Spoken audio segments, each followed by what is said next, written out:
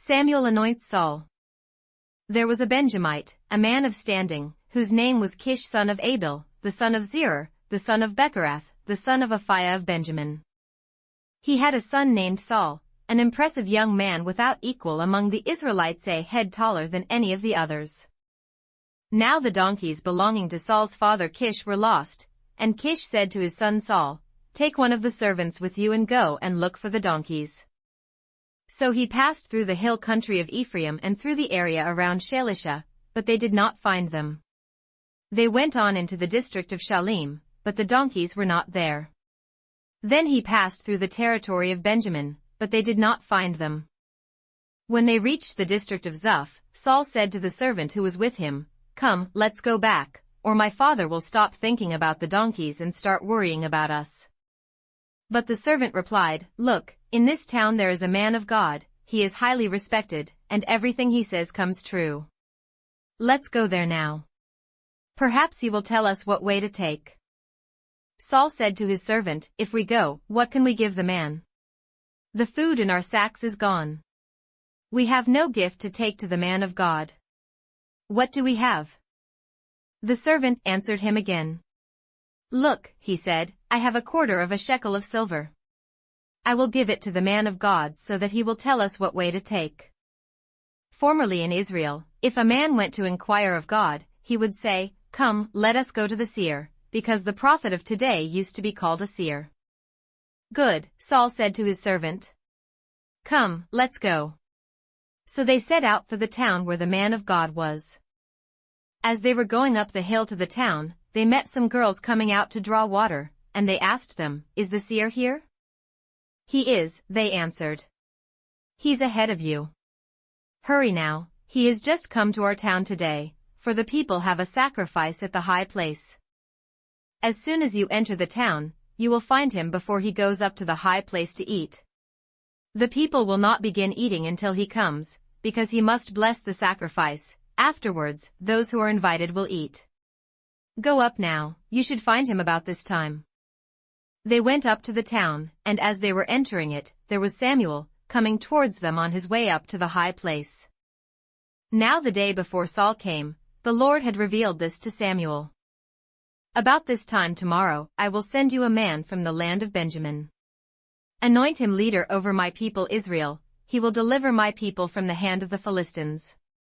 I have looked upon my people, for their cry has reached me." When Samuel caught sight of Saul, the Lord said to him, "This is the man I spoke to you about, he will govern my people." Saul approached Samuel in the gateway and asked, "Would you please tell me where the seer's house is?" "I am the seer," Samuel replied. "Go up ahead of me to the high place, for today you are to eat with me, and in the morning I will let you go and will tell you all that is in your heart. As for the donkeys you lost 3 days ago, do not worry about them, they have been found. And to whom is all the desire of Israel turned, if not to you and all your father's family?" Saul answered, "But am I not a Benjamite, from the smallest tribe of Israel, and is not my clan the least of all the clans of the tribe of Benjamin? Why do you say such a thing to me?" Then Samuel brought Saul and his servant into the hall and seated them at the head of those who were invited, about 30 in number. Samuel said to the cook, "Bring the piece of meat I gave you, the one I told you to lay aside." So the cook took up the leg with what was on it and set it in front of Saul. Samuel said, "Here is what has been kept for you. Eat, because it was set aside for you for this occasion, from the time I said, 'I have invited guests.'" And Saul dined with Samuel that day. After they came down from the high place to the town, Samuel talked with Saul on the roof of his house.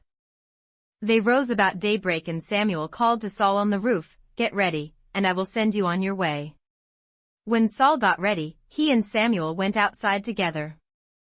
As they were going down to the edge of the town, Samuel said to Saul, "Tell the servant to go on ahead of us," and the servant did so, "But you stay here a while, so that I may give you a message from God." Then Samuel took a flask of oil and poured it on Saul's head and kissed him, saying, "Has not the Lord anointed you leader over his inheritance? When you leave me today, you will meet 2 men near Rachel's tomb, at Zelzah on the border of Benjamin. They will say to you, 'The donkeys you set out to look for have been found.' And now your father has stopped thinking about them and is worried about you. He is asking, what shall I do about my son? Then you will go on from there until you reach the great tree of Tabor. 3 men going up to God at Bethel will meet you there. One will be carrying 3 young goats, another 3 loaves of bread, and another a skin of wine. They will greet you and offer you 2 loaves of bread, which you will accept from them. After that you will go to Gibeah of God, where there is a Philistine outpost. As you approach the town, you will meet a procession of prophets coming down from the high place with lyres, tambourines, flutes and harps being played before them, and they will be prophesying. The Spirit of the Lord will come upon you in power, and you will prophesy with them, and you will be changed into a different person. Once these signs are fulfilled, do whatever your hand finds to do, for God is with you. Go down ahead of me to Gilgal. I will surely come down to you to sacrifice burnt offerings and fellowship offerings, but you must wait 7 days until I come to you and tell you what you are to do. As Saul turned to leave Samuel, God changed Saul's heart, and all these signs were fulfilled that day. When they arrived at Gibeah, a procession of prophets met him, the Spirit of God came upon him in power, and he joined in their prophesying. When all those who had formerly known him saw him prophesying with the prophets, they asked each other, "What is this that has happened to the son of Kish? Is Saul also among the prophets?" A man who lived there answered, "And who is their father?" So it became a saying, "Is Saul also among the prophets?" After Saul stopped prophesying, he went to the high place. Now Saul's uncle asked him and his servant, "Where have you been?"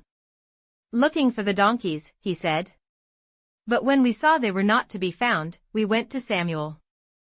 Saul's uncle said, "Tell me what Samuel said to you." Saul replied, "He assured us that the donkeys had been found." But he did not tell his uncle what Samuel had said about the kingship. Samuel summoned the people of Israel to the Lord at Mizpah, and said to them, "This is what the Lord, the God of Israel, says, I brought Israel up out of Egypt, and I delivered you from the power of Egypt and all the kingdoms that oppressed you. But you have now rejected your God, who saves you out of all your calamities and distresses. And you have said, 'No,' set a king over us. So now present yourselves before the Lord by your tribes and clans." When Samuel brought all the tribes of Israel near, the tribe of Benjamin was chosen.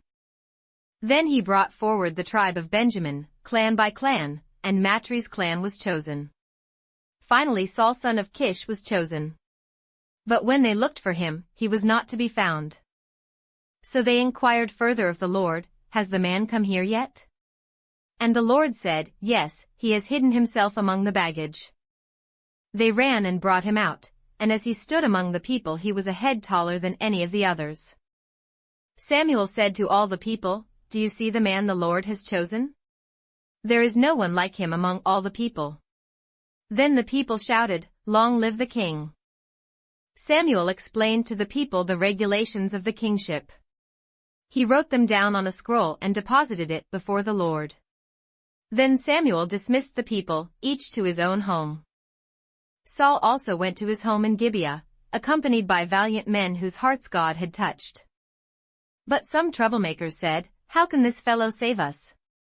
They despised him and brought him no gifts. But Saul kept silent.